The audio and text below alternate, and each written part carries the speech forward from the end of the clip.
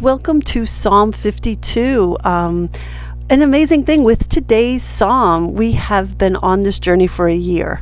So that just delights my heart. I'm so excited about that.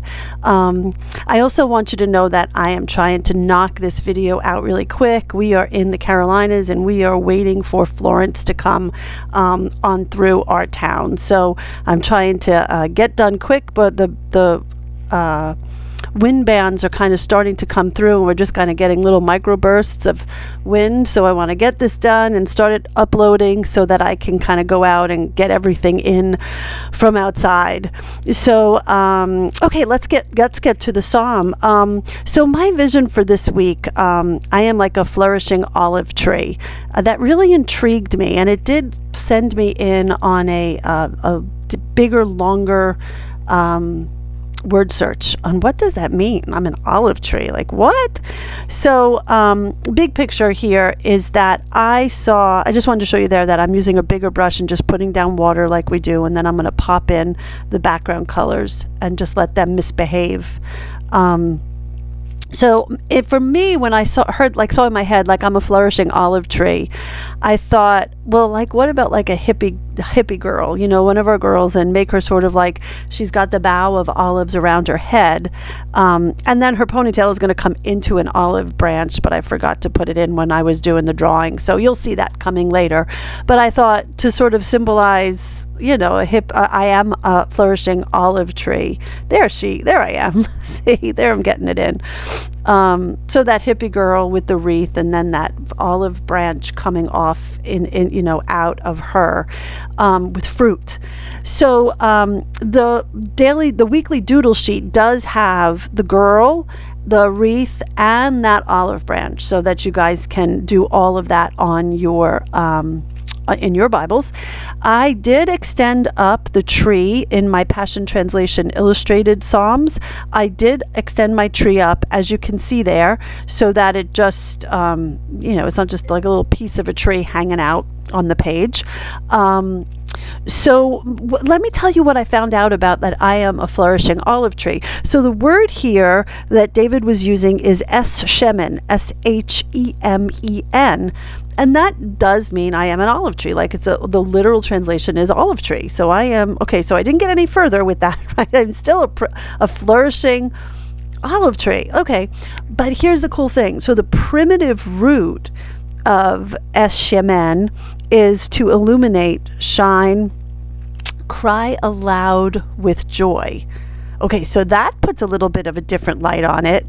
I am like a flourishing illumination that cries aloud for joy over my God. Whew, okay, so that's getting really good, right? So if you kind of take it in its form, it can be translated into I am a yielding, illuminating oil. Wow. Like, wow, right? So that I yield my spirit to God's spirit, His will be done. And then that illuminates Him out into the world, and we get to drip His oil of joy onto everybody that we come in contact with. So I'm digging the whole idea. There was a little bit of coffee. Sometimes you got to have a sip of coffee. So I get to be this yielding, illuminating oil of joy for the kingdom. So what? So then that kind of spurned me into an entire sort of like thought about olive trees. And so an olive tree, we know that they're sturdy, and that they're not sturdy, but like that they can take a lot of harsh conditions, right? The world can kind of beat up on them, and just laying in my background skin color here, an olive tree can take a lot of conditions, and it bounces back. It's resilient. I guess that's a good word. It's resilient. Remember that an olive branch is what's brought back to the ark. So the olive tree is the tree that comes back after the flood. Everything's destroyed, but the olive tree is so resilient that it's not only able to just sort of start growing again, but that it's alive, it's doing well, it came back with leaves on it. I have to do a check and see if there was fruit on it at that point, but that the dove is able to bring back this olive branch. So I love that aspect of the olive tree, so that we are a flourishing olive tree. We're resilient, like with Christ as our foundation and who we stand on and what we stand on. We are resilient. The world can throw things at us, but we always grow back. David Crowder says, I am a seed. I've been pushed down into the ground, but I will rise up a tree. And I just want to encourage anybody that feels like they've been pushed down into the ground. The Word of God promises that you're going to rise up a tree. He takes from the stump and he makes a whole shoot from Jesse. He makes a whole shoot from a stump that turns into a tree. So don't give up. We are resilient through Christ. And then also, I did not know this, an olive tree stays green no matter what. It stays green, and it just is through any kind of condition, it stays green. And really, that is the hope and the joy of Christ, is that we get to stay green no matter what season we're in, no matter what we're doing, no matter how bad it gets. We will bear fruit in any season. I think that brings us all the way back to Psalm 1. In any season, we will bear fruit. There is fruit to be born. So I wanted to encourage everybody today that we get to be a flourishing olive tree. We get to be an illuminative, shining, shouting out loud, joyful, illuminating oil for Jesus. Like, amen, right? So you can hear that Rocco is protecting us from the wind and butterflies and everything you can imagine. Okay, so I don't know if you notice it, but I have got that part absolutely upside down and wonky, and it is just terrible, and it is stressing me out. And at some point I come back in and I get it right. Because I have her head tilted, the part just, it's too much, it's too big, it's too wonky, so don't even look at the part. Well, now the garbage men's coming. So, but I'm going to keep on going because the wind's picking up and I want to get the video done. So, okay, so here I'm laying in the first layer of the green leaves. It will dry lighter. And see, I'm stressing about the part right now. So I think here I'm just going to erase it just so it doesn't distract me and kind of come back to it a little bit later. So the green of the leaves, I'll lay in that light green on the wreath around her head, and then also up on the trees I'm going to come in and lay in the first layer. I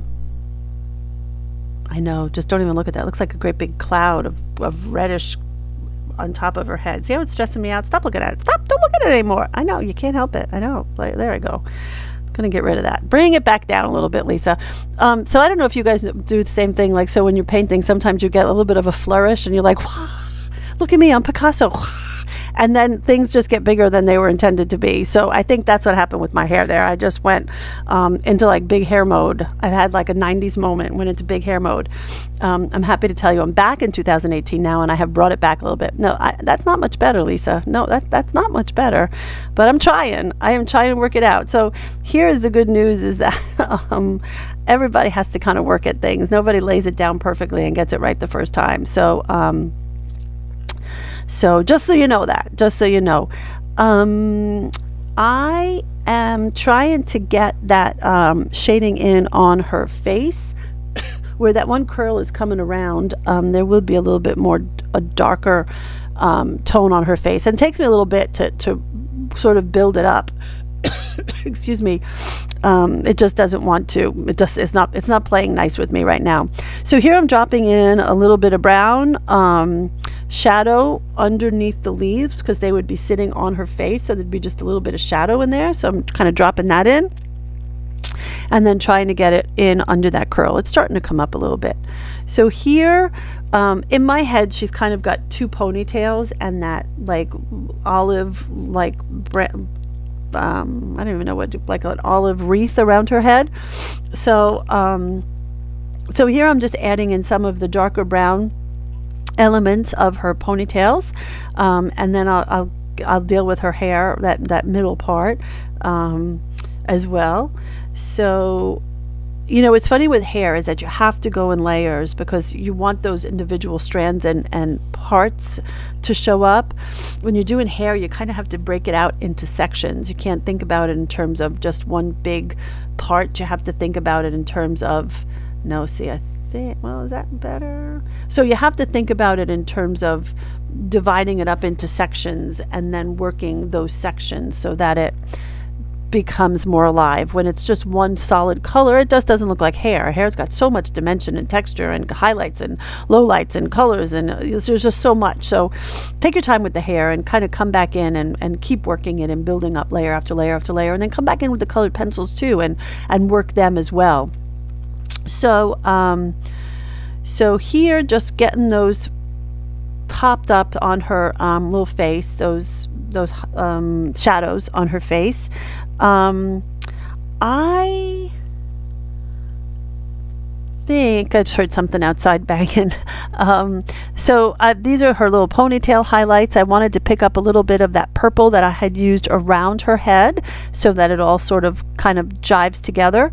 My olives, I'm coming in with a mixture of indigo blue, black, and purple, because I think olives just have that, the black olives just have that great, like eggplant, it's just got all these different dark shades in there, which are so fantastic.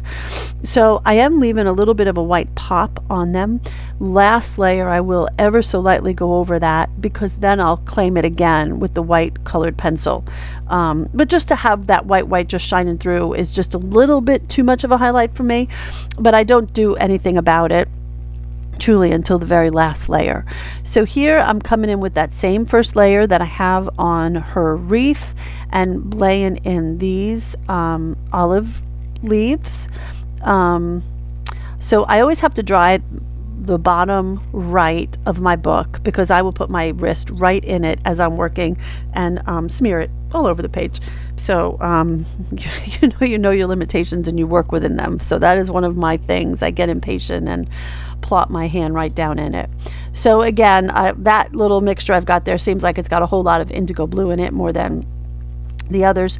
But see, here what I'm doing is I'm just plopping. If you just do tip tip tip tip tip tip tip where you want the paint to coagulate, that's a great way with watercolor to get it to stay where you want it. Pop, pop, pop, pop, pop, pop, pop, pop, exactly where you want it.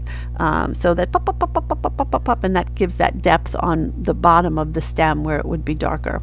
So going back in and kind of popping those guys up just a little bit. So I don't want it to look too coagulated though, so just kind of coming back in and moving it.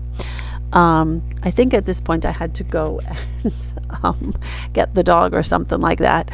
You missed the whole second round of Rocco barking like a loony bird. I'm back. So here I'm going to come up on the foliage, and I want you to see what I'm doing is I'm just doing a whole lot of X's. I'm very randomly putting down the X's, but think in terms of foliage that it sort of coagulates, not coagulates, it sort of bunches together on a tree. So you've got these different areas of like leaves, almost like little like clouds, if you will, like puffy clouds. So here I'm sort of just coming in and laying down just with X's, X, X, X, X, X, X, X, X, those leaves in sort of a happenstance way, but in a logical sort of way as well, that where they would go. And I will come back in later and add in more depth to those. So that's just the first layer. I hated that green. I hate that green. Get rid of that green. Come back again. So here I'm just putting like little dashes up, like on one stroke, up, up. It looks like I'm going up and down, up and down. I'm not. I'm up. And then I'm just going to put little dots around it. So it just sort of looks like, I don't know, weeds, wishy weeds, kind of like around the tree. You know, that same dark green. You see how much darker that green is? I'm going to come back in now, and I'm going to pop in some shadows on my olive leaves so that they start to sort of stand up a little bit and have just more than one dimension. I know what you're going to say, that I didn't dry my lower right quadrant. I know it, but see, I've got my little hand just stuck right there trying to keep it there and not smush it all over the place. So here I am putting in the highlight, the shadows on those olive branches. So I don't know, my nose is so bad with barometric pressure changes. I get like this stuffy nose and this headache, and oh my goodness, I am not good with pressure changes. So okay, so here I'm going to dry this all up a bit. As we're drying, I wanted to mention to you guys that if you love doing this dropping in shadows here, I want to tell you about a retreat that we're having in Mississippi.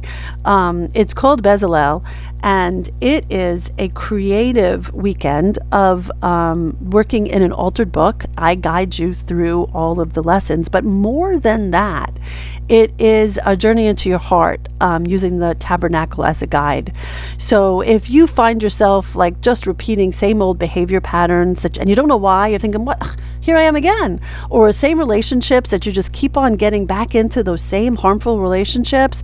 Listen, come away with me for a weekend. It is a Thursday night through a Sunday lunch. Come away with me for a weekend and let's figure those things out and break free from old patterns and old thought processes, and in a creative way. Like what that it's so phenomenal. It's so fantastic. The last time I did it, it was a tremendous success, and the Lord has just called me to do it again. So right now we are running a special. We are running it for $250 for the whole weekend. That includes absolutely everything. That includes the lodging, that includes the food, that includes the art supplies, that includes the art instruction, that includes your altered book, that includes all the little doohickeys and extras that I can't tell you about. And it includes all of the workshops of and prayer of going through the tabernacle. I just don't think you can beat that price at $250. It is early bird though, just now through November 30th. So gosh, I would love to meet some of you guys and spend like some quality time away with you. Come on. I'll have the website. It's on my website, the Bezalel Creative Retreat. You can see where you can sign up for it. So there's only 25 beds available, and I'm not sure how many we have occupied right now. So I'll have to get back to you. But the bottom line is that 25 is not a lot of beds, but it has to be that small and that intimate because it's such an in-depth, powerful, jam-packed, oh my goodness, kind of a weekend. More than 25 people, we would lose that potency. So sign up. Come on, I want to meet you guys.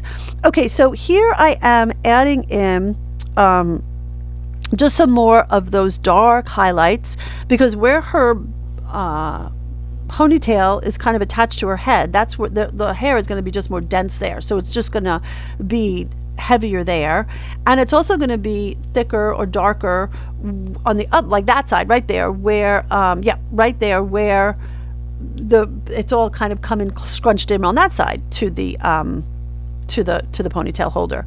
So the way I finally ultimately did her hair was I came at it from the sides. I didn't come at it from the part. I sort of came at it from the sides because that's where the hair would be scrunched. So I did have a time because her head was tilted in such a way.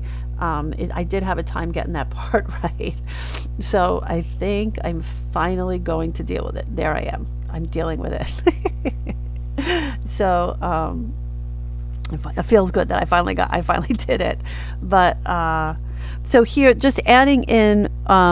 I love how the hair is picking up all those different tones that we put in, and don't cover it. Don't go back in and each time do a big wash with lots of water and cover up all of that beautiful shading work that you did, all of the preliminary layers. Don't cover it up. My goodness, let it kind of show through as pretty as it was meant to be. So I think up next we're going to start working with the colored pencils. This video took me a couple of days to do. I've been busy trying to get ready for this hurricane. So after I lay in the shirt, I think I had to do 1,000. I went food shopping and shopping all day yesterday to try to get ready for this hurricane. So I came back in this morning, was able to finish and try to get it uploaded. So look how cute she is. I can't wait to see what you guys do. I know that everybody really does enjoy these faces, so I can't wait to see what you guys do. Here I'm just kind of clouding in those words a little bit. So they look white. I want them to stand out, but I wanted the margin around it to just be very soft. So here I'm laying in my darker gray shadows underneath that olive tree. What I will do is come back in with a white pencil and sort of just what that does is it just blends it out a little bit, so you don't see the strokes of the pencil as much anymore. That just kind of gets it nice and smooth looking. So I didn't want my shadow to look, like a pencil. So now I'm coming in and knocking in all of those highlights, those great highlights that olives have. So getting all of that laid in. I here have this green pencil. It doesn't show up so much, but it does give just another layer of shadows to the leaves. So just so that they stand out, because I need them to stand out from her hair. So okay, we got those in. That you can obviously see that is just that little space in her face between the curl around coming into that curl that has to just kind of pop up a little bit, because that hair would lay that shadow on her face. So I had to come back in with the colored pencil and sort of just knock it back in and get it more defined. I feel like her cheeks would just be like rosy, right? Like illuminating joy. I think lends itself to rosy cheeks. So here that I just came in with a light pink and sort of put her cheeks in a little bit darker. I don't do a whole lot on the hair because I feel like we did really well with getting the paint in and sort of defining it. I have an orange crayon color pencil there, and it is pumpkin. So I'm putting in that pumpkin color and then letting it go right into that olive branch. I take big swatches of hair and just do my zigzag all the way down to just give it some extra texture. It's fun, and it sort of just adds another pop to the hair. The pumpkin's not really showing up so much because we do have so many layers of different hair pieces in there. I wanted those little hair bands to pop up more, because you could almost like get lost in what's going on there with her hair, so just those little hair bands kind of pop it up a little bit and get them going. So the same color that I used to offset the words, the verbiage, I am a flourishing tree, I just put it around I am a flourishing olive tree. That same pencil, I also put it up around that tree to just give the tree just a little bit of a pop. So I loved in the New Passion Translation the words that his passion towards me is forever and ever. Oh, like, of course I'm a flourishing olive tree. How could I not be a flourishing olive tree when his passion towards me is forever and ever? Huh? So like, I don't know, we get to take that passion and we get to splash other people with the oil of joy. That's what we get to do. That's the exciting journey of being a Christian, that we get to splash others with this this oil of joy. So because that is the promise that I loved in this week's psalm, that is what I chose to highlight here. So I say it every week. So I'm popping in on the downstroke, an extra stroke on the downstroke, and then I will come back in and put the shadows in on the letters. And I've been starting to do the little dots from the Signo Jelly Roll on my black words, because it just gives it just a little bit, like, that's okay, right? But if I just left it right there, it'll be okay. But now watch how much more it comes to life when we start adding the embellishments to the word. So if you treat your words as if they are an art form as well, like if you don't think about it like you're just writing, but if you think about it that you are drawing letters, then you get to do the shading on them, you get to do your highlights on them. It just becomes a different mindset of just writing, So I felt like she needed the cutesy kind of border around her, because there's so much going on in the middle. I didn't want the eye to stray off the page. When you give some sort of a visual stop, it just focuses you in on that page. So you could do like this checkerboard thing that I always do, or you could do just do a darker, like take a stamp pad and kind of smudge it around on your edges. That would give a visual stop.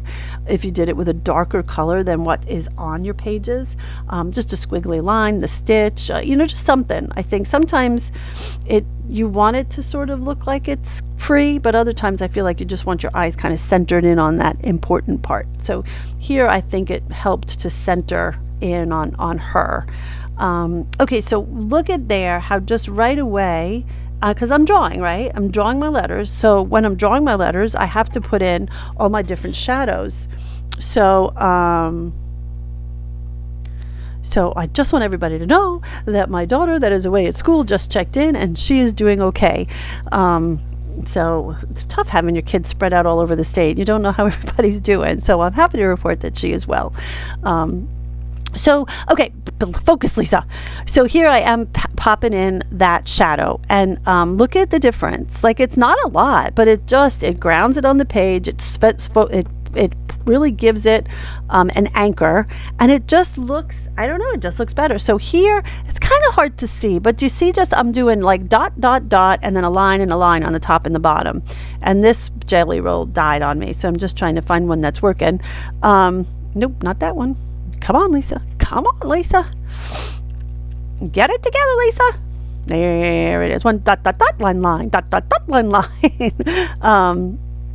So I think it does not scream in any way, but it's just enough to just give a more visual element to the words. So this is going to knock us out into Psalm 53. I hope that you guys are all well. Anybody that's in the Carolinas, I pray that you fare the storm well. I pray God's blessing on the Carolinas, on everybody that is in the path of the storm, that He will protect us all. I look forward to seeing you next week when the storm is over. And listen, go check out Bezalel. There it is. Reserve your spot. Hang out with me. I'll talk to you guys soon. Have a great day. Bye.